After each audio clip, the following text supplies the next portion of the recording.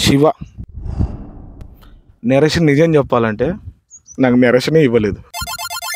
ప్రీవియస్గా తీసింది పంతం అని షార్ట్ ఫిల్మ్ చేశాను. అంటే లూప్స్ ప్రతి షార్ట్ ఫిలింలో ఉంటాయి, ప్రతి ఫిలింలో కూడా ఉంటాయి.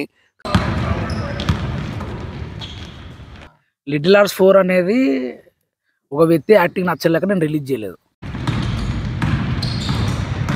కాకపోతే ఆ లూప్స్ని మనం తెలియకుండా మేనేజ్ చేయడమే ఎడిటింగ్ పని.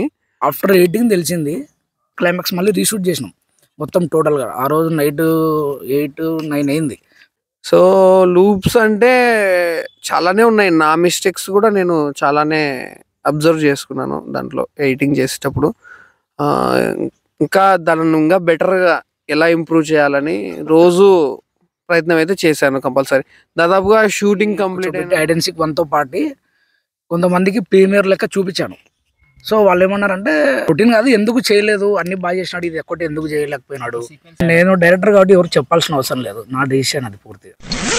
మోనోలాగ్ డైలాగ్ ఆమె ఒక ఎమోషనల్గా చెప్తారు కదా 4 minutes లాగా. సో అది మీరు 1 shotలోనే చెప్పేశారు. అది 1 shotలో అంటే కాదు, 1.5 day వేస్ట్ అయినా కానీ ఆ డైలాగ్ కోసం ఇలా చెప్పాలి నైట్ టైం కూడా నేను ఆ డైలాగ్ నేర్చుకోవడం కూడా చాలా హార్డ్ డైలాగ్ అది. బట్ అక్కడ కూడా కొన్ని మిస్టేక్స్ జరిగాయి. చేసి నా ఒక్కడిది కాదు, మెయిన్గా డైరెక్టర్ డిఓపి సార్ వాళ్ళు కానీ ఒక తప్పు చేసినా కానీ ఇది తప్పు అని చెప్పి చూపించడము, ఈ యాక్టింగ్ ఇలా కాదు ఇంకా డిఫరెంట్గా చేయాలని చెప్పడము.